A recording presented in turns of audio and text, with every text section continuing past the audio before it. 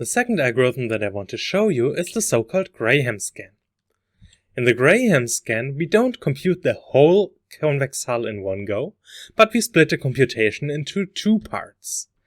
We first compute only the upper convex hull, and then we only compute the lower convex hull. And then we combine these two hulls to the convex hull of the whole point set. How do we split this computation? The first thing we do is we sort the points. So we bring them in lexicographic order. In lexicographic order, all the points are sorted by x-coordinate from left to right. And if two points have the same x-coordinate, then they are sorted from bottom to top.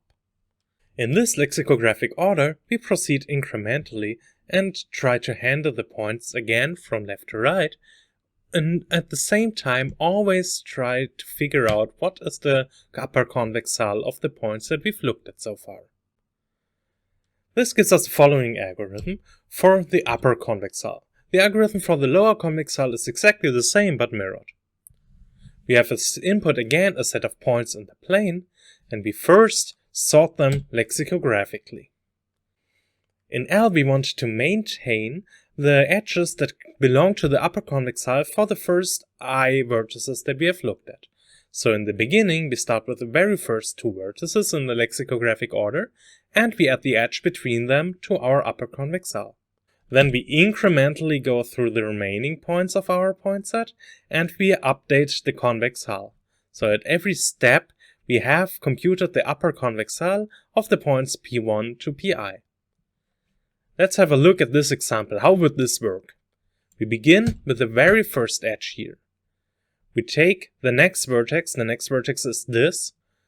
We would just append it to the upper convex hull, but now you can easily see this is wrong. Here the upper convex hull makes a left turn, but the upper convex hull is only ever allowed to do right turns. So clearly something is wrong here, and this vertex cannot lie on the upper convex hull. So we remove it. We go on to the next edge. This is fine. We find the next vertex, and again, this is not the correct upper convex hull of these 5 points, so we have to remove this point here.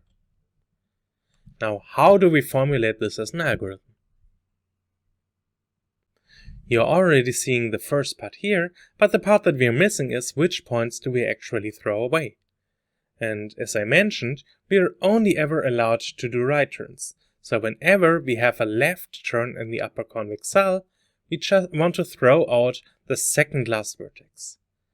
So our algorithm adds the newest point to the upper convex hull, and then tests for the last 3 vertices on the upper convex hull, do we make a left turn? If yes, we throw this vertex out.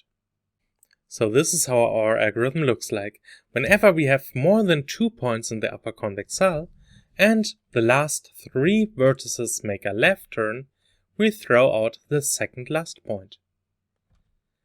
There's one important thing here, is we are doing a while loop and not an if. First you might think, yeah, we only do this test once, throw out the second last and then continue. But it might happen that we have to throw out more than one vertex at a time. That we will see in this example soon. Let's proceed from left to right. We add the next vertex, we do a left turn, we throw out the second last. Add the next, we have a left turn, throw it out. Add the next, everything is fine. But now when we add this vertex, we have a left turn here, so we have to throw it out. After throwing it out, we still have a left turn, so we have to continue throwing away vertices until we reach the very end. And now we have computed the upper convex hull. Why is this algorithm correct? For that we only have to show that there are no left turns, and that we can easily show by induction. In the very beginning, after we have only one edge, it is clearly true. So we can assume that after step I-1, we have the correct upper convex hull without any left turn. Now assume we add vertex Pi to it. If there is a left turn in between the last 2 edges, then we remove the second last point from the upper convex hull. We do that until there is a right turn. All the previous edges we don't touch, and they only had right turns before, so they still have right turns. That means that we still only have right turns after adding vertex pi. But what is the running time of this algorithm now? Let's have a look at it in detail again. First, we have to sort all the points lexicographically. Sorting, we know from algorithms and data structures, we can do in the order of n log n time. Then we again have two nested loops. The outer loops we do n minus 2 times. But what about the inner loop? It might be that we run this inner loop order of n times. And if we do this n minus 2 times in total, then we have n minus 2 times order of n, so quadratic time in total. Or do you have a better idea to analyze the runtime of this inner loop? For that, we can use amortized analysis. It is true that during one run of this outer loop, the inner loop might be called order of n times. But this cannot happen too often. Because once we remove a point from our upper convex hull, it never gets in again. So every point can only be added once, and it can only be removed once. How do we formalize this? Every point that we add to the upper convex hull pays €1 for its potential removal later on. And when we remove it, we pay for that with the €1 that we got from the point. And since no point gets removed twice, we can pay for the removal of all the points from these €1 that we collect when they enter.